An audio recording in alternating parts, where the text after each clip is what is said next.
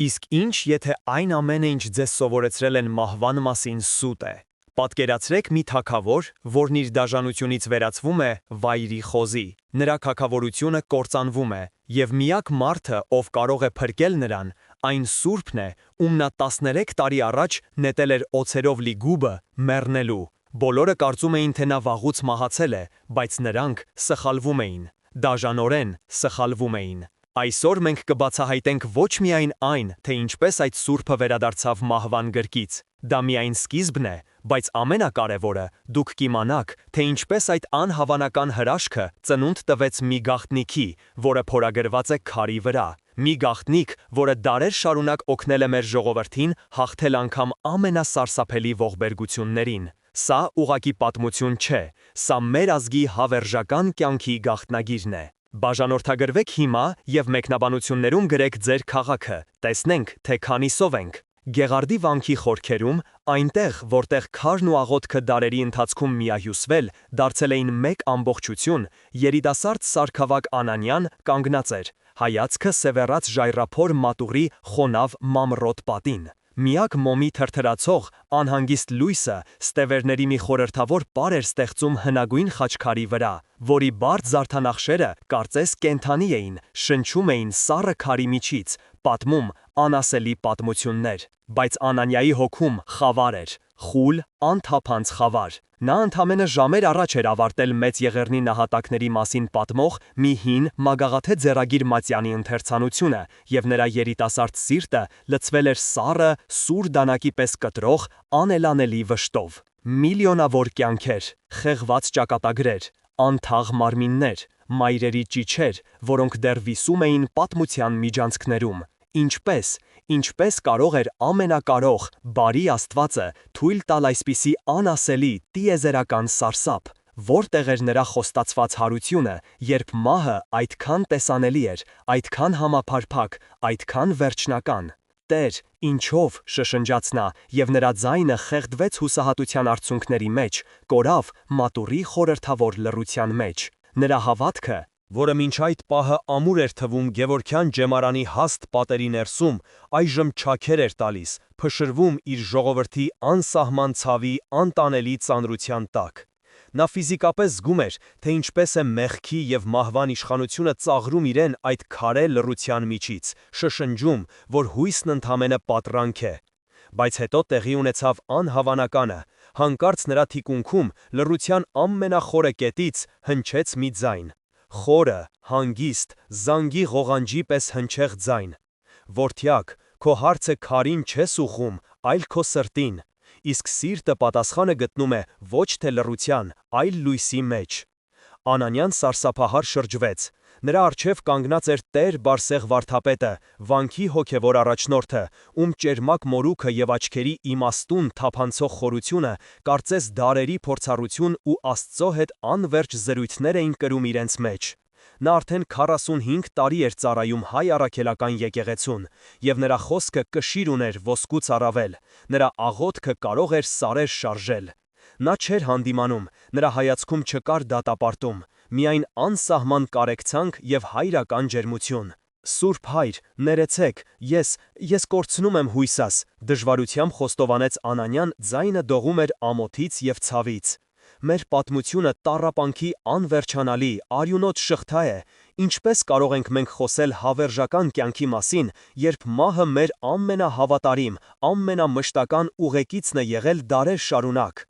Տեր Բարսեղը ոչինչ չասաց, նա դանդաղ մոտեցավ և իր կնճռոտ, բայց ուժեղ ձեռքը դրեց խաչքարի սառը կենդանի մակերեսին։ Նրա մատները կարծես կարդում էին քարի վրա փորագրված ամեն մի գիծը, ամեն մի նախշը։ Դու սխալ տեղ ես նայում, որդյակ, վերջապես խոսեց նա, աչքերը չկտրելով քարից։ Դու տեսնում ես քարը, մահվան լռությունը, բայց դու չես տեսնում այն, ինչ փորագրված է քարի վրա։ Դու տեսնում ես խաչը, տառապանքի գործիքը, բայց չես տեսնում կյանքը, որ բխում է, որ ծաղկում է հենց դրանից։ Նա իր մատնացույց արեց խաչի հիմքից բողբոջող նուրբ միահյուսված զարդանախշերը, կյանքի ծառի հավերժական խորհրդանիշը։ Դրանք աճում էին, ձգվում դեպի վեր, կարծես ցանկանալով գրքել ամբողջ տիեզերքը։ Այդ պահին Անանյան առաջին անգամ նկատեց, որ խաչը ոչ թե մեռած փայտ էր պատկերում, այլ կենդանի, ծաղկած ծառ։ Այս քարը, Անանիա, պատասխանն է քո հարցին, քո բոլոր հարցերին։ Բայց այն հասկանալու, նրա լեզուն սովորելու համար պետք է սկսել ամենասկզբից, ոչ թե մեր ժողովրդի անսահման ցավից, այլ մարդկության անսահման հույսից։ Եվ այդ պահին Գեղարդի վանքի խորհրդավոր դարավոր լռության մեջ սկսվեց մի պատմություն, որը պետք է ցնցեր Անանիայի հոգին մինչև ամենախորը հիմքերը, պատմություն, որը հին էր ինչպես աշխարհը, բայց նոր ինչպես ամեն արևածագ, բայց դա միայն սկիզբն էր։ Տեր Բարսեղի ձայնը հնչում էր ոչ թե որպես դասախոսություն, այլ որպես հոգևոր մեղեդի, որը զգուշորեն լցնում էր մատուռի սառը քարե օդը անսպասելի ջերմությամբ։ Նրա խոսքերը նկարում էին պատկերներ, որոնք ավելի վառ էին, քան ամենաթանկարժեք սրբապատկերները։ Մինչ Քրիստոսի գալուստը աշխարհը խեղդվում էր մահվան ստվերի տակ, Անանիա, խեղդվում էր։ Մեղքը, որպես Ադամից ժառանգված սառը թունավոր շղթա, կապել էր մարդկությանը, դարձրել նրան ստրուկ։ Մահը վերջն էր, անդառնալի անդունդ, սեծ անհատակ հուսահատություն։ Հռոմեական հզոր կայսրությունը փայլում էր իր արծաթե լեգիոններով ու սպիտակ մարմարե պալատներով, բայց նրա սիրտը, նրա միջուկը փտած էր մահվան վախից։ Նա մի պահ լռեց։ Դա դասախոսի դադար չէր, դա աղոթքի լռություն էր, որը թույլ էր տալիս, որ ասված խոսքերը ներծծվեն երիտասարդ սարկավագի շփոթված գիտակցության մեջ։ Հայոց աշխարհն էլ բացառություն չէր, որդյակ, բնավ ոչ։ Մենք երկրպագում էինք քարե կուռքերին, հզոր Վահագնին, ոսկեմայր Անահիտին, սիրո Աստվածոհի աստղիկին։ Նրանք մեզ ուժ էին խոստանում, բերրիություն, սեր, բայց ոչ ոք, լսում ես, ոչ ոք չէր խոստանում հաղթանակ մահվան դեմ։ Գերեզմանը բոլորի համար վերջին, անխուսափելի կանգառն էր, հպարտ արքայի համար էլ, խոնարհ ստրուկի համար էլ։ Հանկարծ տեսարանը կտրուկ փոխվեց։ Տեր Բարսեղի պատմությունը Անանիային տարավ հազարավոր մղոններ հեռու, դարեր առաջ։ Նա այլևս Գեղարդում չէր, նա տեսավ Գողգոթան։ Մթնած կապարե երկինքը, երեք խաչերը, որոնք ուրվագծվում էին որպես հուսահատության խորհրդանիշ, եւ Հիսուսի մարմինը, որը կախված էր անզոր։ Նվաստացած արյունոտ։ Ահա, շարունակեց վարդապետը, եւ նրա ձայնում ցավ կար, մարդկության ողբերգության գագաթնակետը։ Աստծո որդին մահանում է, որպես սովորական հանցագործ, սատանան հաղթանակում էր, մահը ծիծաղում էր։ Աշակերտները սարսափահար փակել էին, հույսը մեռած էր եւ թաղված նրա հետ միասին, սառը գերեզմանում։ Բայց հետո տեղի ունեցավ անհավանականը։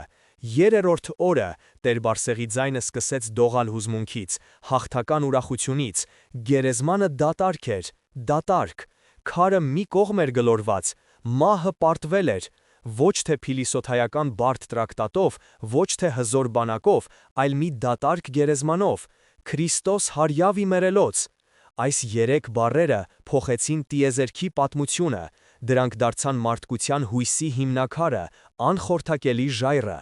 Անանյան լսում էր, շունչը պահած, այս ամենը նա անգիր գիտեր ճեմարանից, բայց այժմ, այս մատուռի խորհրդավոր կիսախավարում, այս խոսքերը բոլորովին նոր, ցնցող իմաստ էին ստանում։ Եվ այդ լուրը, այդ ավետիսը հասավ Հայաստան, բայց ոչ հեշտությամբ, շարունակեց Տեր Բարսեղը, իր պատմության թելը վերադարձնելով հայկական հողի վրա։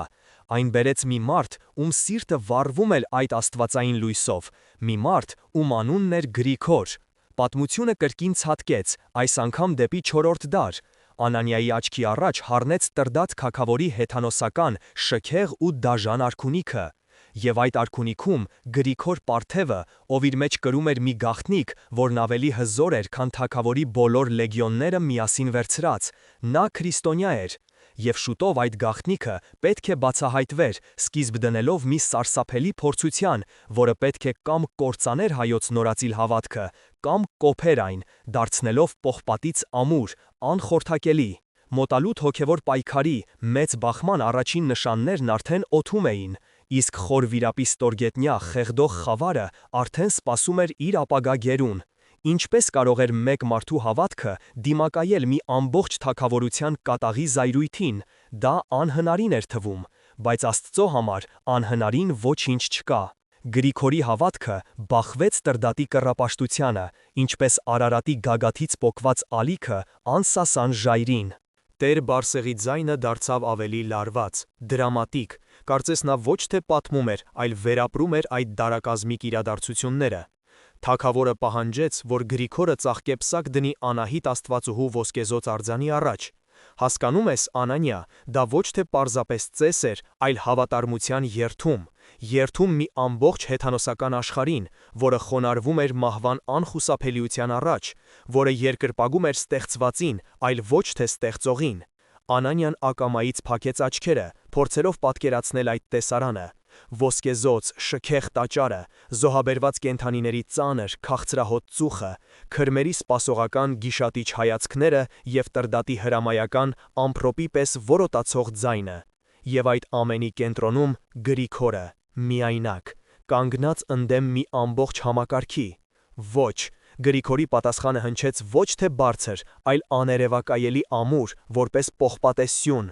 Ես երկրպագում եմ միակ ճշմարիտ Աստծուն, երկնքի և երկրի Արարչին, և նրա միածին Որդուն, Հիսուս Քրիստոսին, ով հաղթեց մահվանը և հարություն տվեց մարդկությանը։ Այդ պահին ամեն ինչ փոխվեց։ Թագավորի բարեհաճությունը վայրկենապես վերածվեց կատաղության, վիրավորված գազանի մոլեգնության։ Սկսվեցին անասելի տանջանքները։ Գրիգորին կախեցին, նրա մարմինը երկաթե կերերով պատառոտեցին, կրունկներին ժանգոտ մեխեր խրեցին, բերանը սուր քարերով լցրին, որպեսզի նա այլևս չկարողանա արտասանել Քրիստոսի անունը։ Բայց ամեն հարվածին, ամեն տանջանքին նա պատասխանում էր աղոթքով։ Նա խոսում էր ոչ թե իր տանջողների, այլ իր Տիրոջ հետ։ Ինչու էր նա դիմանում, Անանիա, հարցրեց վարդապետը, իր խորաթափանց հայացքով ուղիղ նայելով սարկավագի աչքերին, կարծես ցանկանալով կարդալ նրա հոգին։ Որովհետև նա տեսնում էր ոչ թե իր խոշտանգված, այլանդակված մարմինը, այլ հարուցյալ Քրիստոսին, փառքի մեջ։ Նա գիտեր, որ այս ցավը ժամանակավոր է, իսկ առջևում սպասվող կյանքը հավերժական։ Նրա տառապանքը դարձավ ավելի զորավոր վկայություն, քան ցանկացած քարոզ։ Դա քարոզ էր առանց բառերի։ Բայց Տրդատը կուրացել էր իր իշխանությամբ։ Նա չէր հասկանում։ Նրա համար Գրիգորի համառությունը անձնական վիրավորանք էր իր աստվածային կարգավիճակին։ Եվ նա որոշեց կոտրել ոչ թե Գրիգորի մարմինը, այլ նրա հոգին։ Նա հրամայեց Գրիգորին ողջ նետել Արտաշատի զնդանը, խոր վիրապը։ Մի խոր, խոնավ գուփ, որ լի էր թունավոր օձերով, կարիճներով և մահվան գարշահոտությամբ։ Մի վայր, որտեղից ոչ ոք երբեք ողջ դուրս չէր եկել։ Դա պետք է լիներ վերջը, շշնջաց Տեր Բարսեղը, և նրա ձայնում լսվեց դարերի ցավը։ Մարդկային տրամաբանությամբ Գրիգորը դատապարտված էր։ Նա մենակ էր խավարի մեջ, մոռացված բոլորի կողմից։ Եթե այդ ժամանակ կար եկեղեցական համայնք, ապա այն թաքնված էր, սարսափի մեջ։ Թվում էր, թե Հայաստանում Քրիստոսի լույսը հանգչում է, չհասցնելով նույնիսկ բռնկվել։ 13 տարի։ Անանյան փորձեց պատկերացնել այդ աներևակայելի թիվը։ 13 տարի խավարի, սովի, սարսափելի միայնության մեջ։ Ինչպիսի աղոթքներ էր նա հղում Աստծուն այդ անդունդից։ Արդյոք նա երբեք չէր կասկածում, արդյոք նա երբեք չէր հարցնում. «Տեր, ինչու ես ինձ լքել»։ Բայց վիրապում տեղի էր ունենում մի բան, որը Տրդատը չէր կարող կանխատեսել, ոչ ոք չէր կարող պատկերացնել։ Մի բարեպաշտ կին, ում հրեշտակ էր հայտնվել տեսիլքում, ամեն օր գաղտնի մի կտոր հաց էր նետում վիրապը։ Դա ոչ թե պարզապես սնունդ էր մարմնի համար, դա նշան էր, նշան, որ Աստված չի լքել իր հավատարիմ ծառայան, և Գրիգորի աղոթքը դարձավ ավելի զորավոր։ Նա աղոթում էր ոչ թե իր ազատության, այլ իր ժողովրդի փրկության համար։ Նա աղոթում էր հենց իրեն տանջողի, Տրդակի համար։ Այդ ընթացքում, վերևում, թագավորությունը շարունակում էր իր հեթանոսական մոլորված ընթացքը։ Բայց չարիքը, որը Տրդատն սերմանել էր, սկսեց իր թունավոր պտուղները տալ։ Հռոմից փախած սուրբ կույսերի հրիփսիմյանց նահատակությունը դարձավ այն կայծը, որը պետք է հրդեհեր ամբողջ թագավորությունը։ Տրդատը խելագարված Հրիփսիմեի գեղեցկությամբ և նրա կողմից մերժված հրամայեց դաժանաբար սպանել նրանց։ Եվ այդ պահին Աստծո արդար դատաստանը իջավ նրա վրա։ Թագավորը կորցրեց իր մարդկային կերպարանքը և վերածվեց վայրի խոզի։ Հայոց թագավորությունը քաոսի մեջ էր, իշխանները անզոր էին, քրմերը լուռ էին, ոչ մի զոհաբերություն, ոչ մի աղոթք կուռքերին չէր օգնում, իրավիճակը դուրս էր եկել վերահսկողությունից։ Եվ սա միայն սկիզբն էր այն սարսափի, որը սպասվում էր։ Թագավորի խելագարությունը պարզապես հիվանդություն չէր, Անանիա, Տեր Բարսեղի ձայնը դարձավ խիստ, գրեթե մետաղական, կարծես նա խոսում էր ոչ թե պատմական իրադարձության, այլ հոգևոր ախտորոշման մասին։ Դա հոգևոր ախտ էր, խորը, քայքայիչ ախտ։ Այն, ինչ տեղի էր ունենում Տրդատի հետ ֆիզիկապես, արտաքնապես, իրականում արտացոլումն էր այն ամենի, ինչ կատարվում էր ամբողջ երկրի հոգու հետ։ Այն քայքայվում էր ստի, բռնության և կռապաշտության թույնի մեջ։ Հայաստանը, մեր ողջ ազգը, կանգնած էր հոգևոր կործանման եզրին։ Իշխաններն ու նախարարները հավաքվել էին արքունիքում, խուճապ էր տիրում, սառը, կպչուն խուճապ, նրանց դեմքերը գունատ էին, հայացքները վազվզող։ Ինչ անել, ինչպես սա բուժել արքային, որը վերածվել էր գազանի, ինչպես փրկել թագավորությունը, որը կորցնում էր իր գլուխը։ Ինչ կասեն հարևան պետությունները, հզոր Պարսկաստանը, անհաղթ Հռոմը, նրանք կտեսնեն մեր թուլությունը և կհոշոտեն մեզ, ինչպես գիշատիչները վիրավոր զոհին, տագնապալի շշնջում էր մեկը։ Մեր աստվածները լքել են մեզ, մենք պղծել ենք նրանց սուրբ զոհասեղանները, անմեղ կույսերի արյունով, լալիս էր մյուսը, մորուքը փեթելով։ Համայնքի հեղինակությունը, հայոց պետականության պատիվը դրված էր կշեռքին։ Եկեղեցական ավանդույթների և կանոնների, այս դեպքում հեթանոսական, ճնշումը ծանրացել էր բոլորի վրա, խեղդում էր նրանց։ Քրմերը պահանջում էին նորանոր զոհեր, բայց արդյունք չկար։ Ամեն ինչ ապարդյուն էր։ Հուսահատությունը օրեցօր խորանում էր, դառնում անելանելի։ Եվ այդ խավարի մեջ, երբ թվում էր, թե ամեն ինչ կորած է, մի լույսի շող թափանցեց։ Տրդատի քույրը Խոսրովի դուխտը տեսիլք տեսավ, ոչ թե երազ, այլ հստակ, պարզ տեսիլք։ Հրեշտակը հայտնվեց նրան և ասաց. «Մի փնտրեք բժշկություն մարդկանցից, քանզի ձեր դարմանը գտնվում է Արտաշատ քաղաքում, մի մարդու մոտ, ում նետել եք խոր վիրապը։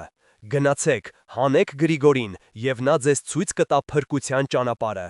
Այս խոսքերը տարածվեցին արքունիքում որպես անհավատալի, խելահեղ լուր։ Գրիգորը, այն մարդը, ում իրենք տանջել ու մահվան էին դատապարտել, նա, ով 13 տարի գտնվում էր օձերի որջում, անհնար է։ Միաձայն բացականչեցին իշխանները. նա վաղուց մեռած է, դա կնոջ զառանցանք է, վշտից խելագարված։ Ինչ կասեն հավատացյալները, այս հարցը այստեղ վերաձևակերպվեց։ Ինչ կասեն մեր հեթանոս հպատակները, որ մենք պետք է դիմենք այն մարդու Աստծուն, ում մենք ինքներս ենք մերժել և տանջել։ Սա նվաստացում է, սա մեր աստվածների պարտության ընդունումն է։ Նրանց հպարտությունը, նրանց ամբարտավանությունը թույլ չէր տալիս ընդունել ճշմարտությունը, նրանք գերադասում էին տեսնել թագավորության կործանումը, քան խոնարհվել մի անզոր քրիստոնյայի առաջ։ Բայց Խոսրովի դուխտը պնդում էր, նրա հավատքը, որը ծնվել էր հուսահատության ամենախորը կետում, անսասան էր։ Ճնշումը մեծանում էր, իրավիճակը օրհասական էր, և վերջապես, այլ ելք չգտնելով, նրանք որոշեցին փորձել։ Ոչ թե հավատքով, այլ հուսահատությունից դրդված, որպես վերջին անհույս փորձ։ Նրանք ուղարկեցին մարդկանց պարանով իջնելու վիրապը։ Նրանք լիովին վստահ էին, որ գտնելու են միայն Գրիգորի փտած ոսկորները։ Բայց դա միայն սկիզբն էր այն հրաշքի, որը պետք է ցնցեր հայոց աշխարհը մինչև հիմքերը։ Ոչ ոք չէր կարող պատկերացնել, թե ինչ էին գտնելու խավարի այդ անդունդում։ Նրանց սպասում էր մի բան, որը գլխիվայր շուռ էր տալու նրանց աշխարհընկալումը։ Երբ պարանն իջեցրին վիրապի խորքը, ներքևից լսվեց մի թույլ ձայն, ոչ թե մահվան խրխրոց, ոչ թե ոսկորների չոր խրթխրթոց, այլ կենդանի մարդու ձայն։ Տեր Բարսեղը կանգ առավ, ստեղծելով մի դրամատիկ դադար, որը կարծես կլանեց մատուռի ողջ օդը։ Անանյան շունչը պահեց։ Երբ նրան դանդաղ զգուշորեն բարձրացրին, արքունիքը սարսափահար եղավ, լիակատար սարսափ։ Նրանց առջև կանգնած էր ոչ թե ոսկորների կույտ, ոչ թե անճանաչելի մնացորդներ, այլ կենդանի մարդ։ Այո, սարսափելի նիհարած, գունատ, ինչպես մահվան դիմակ, մազերն ու մորուքը թափթփված, բայց կենդանի։ Եվ նրա աչքերում վախ չկար, այնտեղ լույս կար, անբացատրելի, ոչ երկրային լույս։ Սա պատմության շրջադարձային կետն էր, բացարձակ շրջադարձ։ Գրիգորի ոչ մնալը աստվածային հայտնություն էր, դա հրաշք էր, որը խոսում էր ավելի բարձր, քան ցանկացած քարոզ կամ փիլիսոփայական ճաղ, այն ապացուցում էր, որ նրա Աստվածը կենդանի Աստված է, Աստված, որը կարող է կյանք պարգևել նույնիսկ մահվան որջում, այնտեղ, որտեղ կյանքն անհնարին էր։ Այս իրադարձությունը ամբողջությամբ արմատապես փոխեց հոգևոր իրավիճակի ընկալումը։ Հեթանոսական աստվածները, որոնք չկարողացան փրկել իրենց ամենահզոր հետևորդին, թագավորին, պարզվեց, որ փոշի են քրիստոնյաների Աստծո առաջ, ով իր հավատարիմ ծառային անվնաս պահպանել էր 13 երկար անվերջանալի տարիներ։ Գրիգորը խորը հոգևոր ցնցում չապրեց, նա ինքը դարձավ ցնցում բոլորի համար։ Նրա հայտնվելը խավարից նման էր Քրիստոսի հարությանը գերեզմանից։ Նա դուրս եկավ ոչ թե վրեժխնդրության ծարավով, ոչ թե ատելությամբ, այլ ներման և բժշկության առաքելությամբ։ Նա առաջին հերթին աղոթեց, երկար ու ջերմեռանդ։ Նա հավաքեց նահատակված սուրբ կույսերի մասունքները և քարոզեց ապաշխարության մասին։ Նա բացատրեց, որ թագավորի հիվանդությունը ժողովրդի հոգևոր հիվանդության արդյունքն է, նրանց մեղքերի դրսևորումը։ Եվ հետո, երբ ժողովուրդը ողբի ու ապաշխարության մեջ էր, երբ նրանց սրտերը փափկել էին, նա աղոթեց Տրդատի համար, և հրաշքը կրկնվեց։ Թագավորը բժշկվեց, նա վերագտավ իր մարդկային կերպարանքը։ Այդ պահին Տրդատը, որը եղել էր քրիստոնյաների ամենադաժան, ամենանենգ հալածողը, ընկավ Գրիգորի ոտքերի առաջ և ընդունեց Քրիստոսին որպես իր Տեր և Փրկիչ։ Թագավորի դարձը դարձավ ազգի դարձի խորհրդանիշը։ 301 թվականին Հայաստանը, աշխարհում առաջինը, քրիստոնեությունը հռչակեց պետական կրոն։ Բայց սա դեռ հաղթանակի միայն կեսն էր, Անանիա, շարունակեց Տեր Բարսեղը, իր պատմությունը տանելով դեպի նոր, ավելի նուրբ, բայց ոչ պակաս վտանգավոր մարտահրավեր։ Մենք ընդունեցինք հարության լուրը, բայց ինչպես էինք այն պահպանելու։ Աստվածաշունչը հունարեն էր և ասորեն են,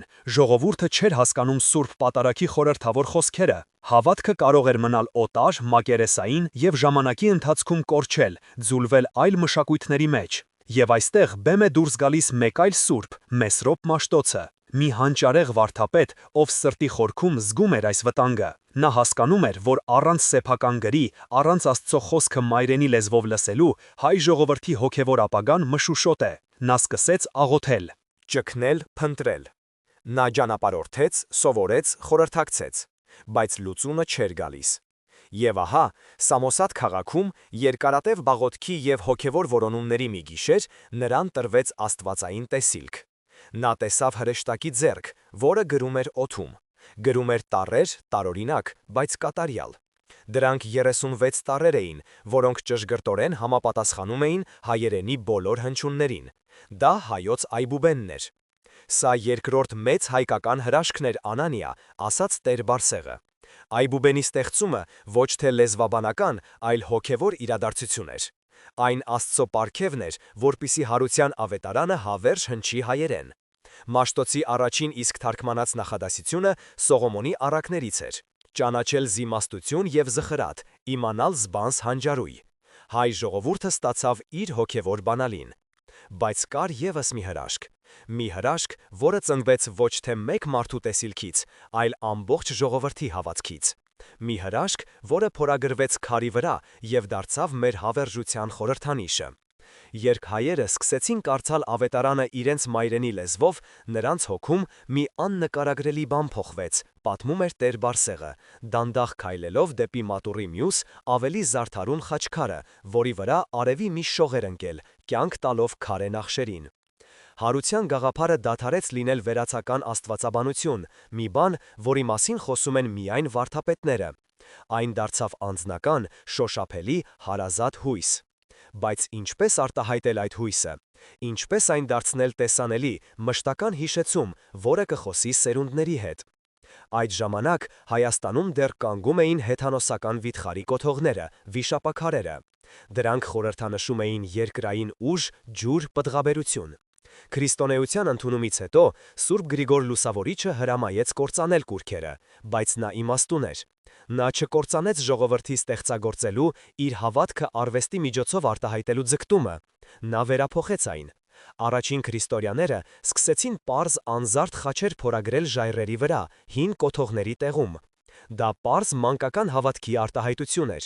բայց հետո տեղի ունեցավ մի զարմանալի աստվածային էվոլյուցիա։ Խաչը, որը մահվան և տառապանքի սարսափելի խորհրդանիշն էր, հայ վարպետի ձեռքում սկսեց ծաղկել։ Պատկերացրու Անանյա, մի հասարակ գյուղացի քարտաշ, ով կորցրել է իր միակ որդուն։ Նա գնում է գերեզման, և նրա սիրտը լի է անսահման վշտով։ Նա ուզում է հուշարձան դնել, բայց ոչ թե մահվան, այլ կյանքի հուշարձան, և նա սկսում է քարի վրա փորագրել խաչ։ Բայց նրա ձեռքը, որն առաջնորդվում է Սուրբ Հոգով, խաչի հիմքից սկսում է բողբոջներ ու տերևներ հանել։ Նա փորագրում է ոչ թե մեռած փայտ, այլ կենաց ծառ, որը աճում է մահվան գործիքից։ Սա էր խաչքարի ծնունդը։ Դա հրաշք էր, որը ծնվեց ոչ թե մեկ մարդու տեսիլքից, այլ ամբողջ ժողովրդի սրտում։ Սկզբում, սակայն, ոչ բոլորը հասկացան այս նոր արվեստի խորությունը։ Որոշ պահպանողական հոգևորականներ դա համարում էին չափազանց համարձակ, գրեթե սրբապղծություն։ Խաչը տառապանքի խորհրդանիշ է, ինչպես կարելի է այն զարդարել, դա անհարգալից վերաբերմունք է Տիրոջ սուրբ չարչարանքների նկատմամբ, ասում էին նրանք։ Նրանք տեսնում էին միայն պատմական Գողգոթան, բայց չէին տեսնում հարության հավերժական առավոտը։ Հայտնվեցին նոր դաշնակիցներ և հակառակորդներ եկեղեցու ներսում։ Դաշնակիցներն այն վարդապետներն ու եպիսկոպոսներն էին, ովքեր հասկանում էին, որ խաչքարը հայ ժողովրդի աստվածաբանությունն է, արտահայտված քարի մեջ։ Դա մեր պատասխանն էր մահվան մշտական ներկայությանը մեր պատմության մեջ։ Հակառակորդները նրանք էին, ովքեր վախենում էին նորարարությունից, ովքեր կարծում էին, որ հավատքը պետք է մնա խիֆտ և անզարդ։ Բայց ժողովուրդն իր ընտրությունը կատարեց։ Խաչքարերը սկսեցին աճել Հայաստանի հողի վրա, ինչպես քարե ծաղիկներ։ Ամեն գյուղում, ամեն վանքի բակում, ամեն ճանապարհի խաչմերուկում։ Ամեն խաչքար եզակի էր, ինչպես մարդու հոգին։ Ոչ մի զարդանախշ չէր կրկնվում։ Դրանք դրվում էին ի հիշատակ ննջեցյալների, ի նշան հաղթանակի, ի գոհություն Աստծո, որպես ուխտի քար։ Խաչքարը դարձավ հայ մարդու ուղեկիցը ծննդից մինչև մահ և դեպի հավերժություն։ Այն դարձավ մեր տեսանելի աղոթքը։ Երբ թշնամին գալիս էր, նա կարող էր այրել մեր տները, գերեվարել մեր կանանց, սպանել մեր երեխաներին, բայց նա չէր կարող սպանել քարի վրա փորագրված հավատքը։ Խաչքարերը մնում էին, որպես լուռ վկաներ, որպես հարության անխորտակելի խոստում։ Եվ երբ եկավ ամենամեծ փորձությունը, ցեղասպանությունը, խաչքարերը ստացան նոր, ավելի խոր, ավելի սուրբ իմաստ։ Դրանք դարձան ոչ միայն հավատքի, այլև գոյատևման խորհրդանիշ։ Ցեղասպանությունը Անանիա մահվան վերջին, ամենասարսափելի փորձն էր հաղթելու կյանքին։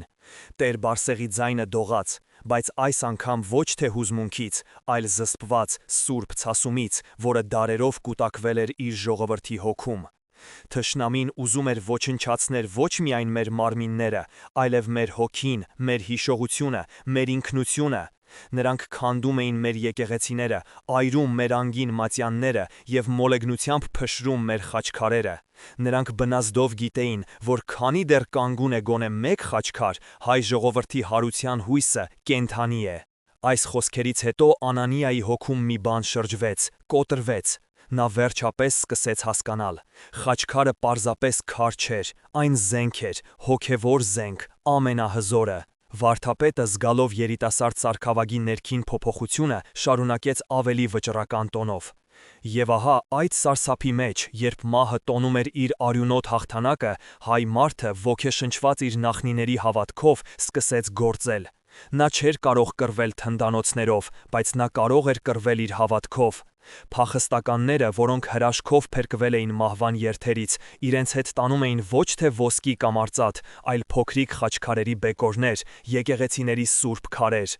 Դրանք նրանց հայրենիքն էին, նրանց կորցրած դրախտը։ Անանիայի աչքի առաջ հառնեց մի տեսարան՝ դեռ զորի անապատը, արևից այրված, ծարավից տանջված մի խումբ կանայք ու երեխաներ, և նրանց մեջ մի ծերունի քահանա, Տեր Ներսեսը, ով իր մաշված փիլոնի տակ թաքցրել էր մի փոքրիկ, ձեռքի մեջ տեղավորվող խաչքար։ Եվ ամեն գիշեր, երբ թուրք պահակները քնում էին, նա հավաքում էր իր հոտին, հանում էր այդ սուրբ քարը և նրանց հետ աղոթում։ Այդ խաչքարը դառնում էր նրանց խորանը, նրանց եկեղեցին, նրանց հույսը։ Նրանք նոր խաչքարեր էին ստեղծում ամենուր, Տեր Բարսեղի ձայնը հնչում էր որպես հաղթական շարական։ Սփյուռքում, Օտար հողի վրա նրանց առաջին գործը լինում էր ոչ թե տուն կառուցելը, այլ եկեղեցի և խաչքար կանգնեցնելը։ Դա հայտարարություն էր աշխարհին։ Հայտարարություն, որ մենք կանք, մենք ողջ ենք և մեր հավատքն անմահ է։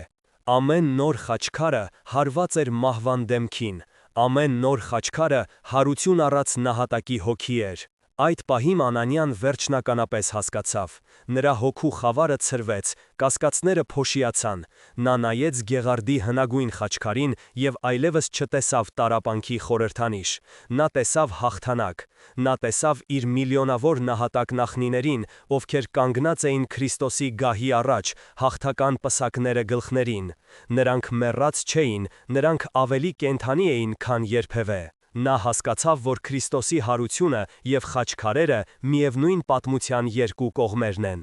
Մեկը տիեզերական իրադարձություն է, մյուսը դրա ազգային, հայկական մարմնացումը։ Խաչքարը դատարկ գերեզմանի մեր քարե վկայությունն է։ Այն մեր պատասխանն է մահին, մեր հավատամքն է փորագրված բազալտի և տուֆի վրա։ Անանյան մոտեցավ Տեր Բարսեղին և խոնարհվեց, համբուրելով նրա ձեռքը։ «Շնորհակալ եմ, Սուրբ Հայր», շշնջաց նա, և նրա ձայնում այլևս հուսահատություն չկար, այլ նորածնի հավատքի ուժ և վճռականություն։ «Դուք բացեցիք իմ աչքերը»։ Նա գիտեր, որ իր առջև դեռ շատ հարցեր կան, բայց այժմ նա ուներ հիմքը, ժայռը, որի վրա կարող էր կանգնել։ Նա գիտեր, որ իր ժողովրդի պատմությունը ոչ թե տառապանքի, այլ հաղթանակի պատմություն է, կյանքի հաղթանակը մահվան նկատմամբ։ Այդ պահից սկսած ամեն ինչ փոխվեց։ Գեղարդի մատուրում տիրող լռությունը այլևս ծանր ու ճնշող չէր, այն լցվել էր իմաստով, հաղթական սպասումով։ Անանյայի հոգում ծնված հավատքի նոր կայծը վերածվել էր վառվող կրակի։ Նա այլևս չէր տեսնում իր ժողովրդի պատմությունը որպես ողբերգությունների շարան։ Նա տեսնում էր այն որպես հարության վկայությունների շղթա, որտեղ ամեն մի օղակը մի նոր խաչքար էր, կոփված ցավից, բայց ծաղկած հավատքով։ Տեր Բարսեղի պատմությունը հասել էր իր գագաթնակետին, և դա ոչ թե ավարտն էր, այլ նոր սկիզբ։ «Այսօր, Անանյա, մենք կանգնած ենք նույն ընտրության առաջ, ինչ մեր նախնիները», ասաց Տեր Բարսեղը, իր ձեռքը դնելով երիտասարդ սարկավագի ուսին։ Նրա հայացքը խորն էր ու թափանցող։ Աշխարհը մեզ առաջարկում է իր կուռքերը՝ հարստություն, իշխանություն, հաճույքներ։ Դրանք խոստանում են երջանկություն, բայց ի վերջո բերում են դատարկություն և մահ։ Իսկ Քրիստոս մեզ առաջարկում է խաչը։ Այո, այն ծանր է, այն պահանջում է զոհողություն, բայց միայն խաչի միջոցով է ճանապարհ բացվում դեպի հարություն, դեպի հավերժական կյանք։ Նա մատնացույց արեց խաչքարը։ Այս քարը մեր պատասխանն է աշխարհին, սա մեր ընտրությունն է, մենք ընտրում ենք կյանքը։ Նույնիսկ երբ մահը շրջապատում է մեզ, մենք գիտենք, որ վերջին խոսքը մահվանը չի պատկանում։ Վերջին խոսքը պատկանում է նրան, ով ասաց. «Ես եմ հարությունը և կյանքը»։ Այդ պահին Անանյան վերջնականապես հասկացավ իր կոչումը։ Նա հասկացավ, որ իր առաքելությունը ոչ թե պարզապես ծառայելն է եկեղեցում, այլ այս լույսը, այս հույսը տանելն է մարդկանց։ Նա պետք է դառնար կենդանի խաչքար, ում կյանքը կվկայեր հարության զորության մասին։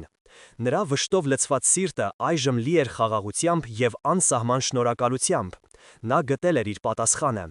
Հաջորդ օրը, Սուրբ Զատկի պատարագին, Անանյան կանգնած էր խորանի առաջ։ Երբ նա բարձրաձայն կարդում էր ավետարանից հարության մասին հատվածը, նրա ձայնը հնչում էր նոր ուժով, նոր համոզմունքով։ Նրա խոսքերը այլևս սովորած տեքստ չէին, դրանք նրա սրտի վկայությունն էին։ Եվ հավատացյալները զգում էին դա։ Նրանք տեսնում էին լույսը նրա աչքերում, և նրանց սրտերը նույնպես լցվում էին հույսով։ Տարիներ անցան։ Անանյան դարձավ քահանա, ապա եպիսկոպոս։ Նա իր ողջ կյանքը նվիրեց հարության ավետիսը քարոզելուն և իր ժողովրդի հավատքն ամրապնդելուն։ Նա սովորեցնում էր, որ ամեն մի խաչքար մեր ազգի քարե սիրտն է, որը տրոփում է Քրիստոսի հարության ռիթմով։ Նա ասում էր, որ քանի դեռ մենք ստեղծում ենք խաչքարեր, քանի դեռ մեր սրտերում վառ է պահվում հարության հավատքը, հայ ժողովուրդը հավերժ է։ Այս պատմությունը Քրիստոսի հարության և խաչքարերի մասին մեր պատմությունն է։ Այն ցույց է տալիս, որ նույնիսկ ամենախորը խավարի մեջ, նույնիսկ անելանելի վշտի պահին կա հույս, կա լույս։ Քրիստոսի հարությունը մեզ համար պարզապես պատմական իրադարձություն չէ, այն ներկա իրականություն է, որը մենք ապրում ենք ամեն օր, և խաչքարերը դրա տեսանելի, շոշափելի ապացույցներն են։ Դրանք մեր նախնիների հավատքի ժառանգությունն են, որը մենք պարտավոր ենք պահպանել և փոխանցել գալիք սերունդներին։ Իսկ դուք, սիրելի բարեկամներ, երբևէ մտածել եք Խաչքարի խորհրդի մասին, երբ նայում եք այդ զարմանահրաշք քարերին, ինչ եք զգում։ Կիսվեք ձեր մտքերով մեկնաբանություններում, ինչպես եք դուք ձեր կյանքում վկայում հարության հավատքը։ Եկեք միասին խորենք այս հավերժական ճշմարտությունների շուրջ և ամրապնդենք միմյանց մեր ընդհանուր հավատքի մեջ։ Թող Տիրոջ հարության լույսը միշտ լուսավորի մեր ուղին։